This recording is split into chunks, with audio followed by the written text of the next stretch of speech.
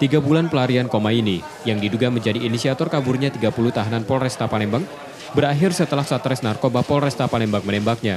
Tersangka dilumpuhkan karena mencoba melarikan diri lagi saat proses penangkapan. Tersangka tertangkap di Cilegon, Banten, tempat ia bersembunyi selama ini.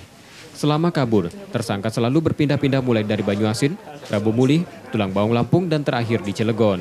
Pada polisi, tersangka mengaku menduplikasi kunci tahanan dan membuka kunci tahanan kemudian menggergaji besi tahanan. Dialah yang boleh dikategorikan detektornya.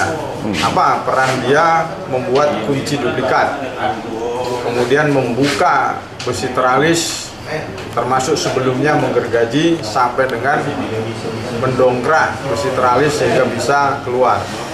Termasuk juga dia yang memprovokasi tahanan yang lain. Berarti tak pelakunya nih Bang ya? Boleh dikatakan demikian.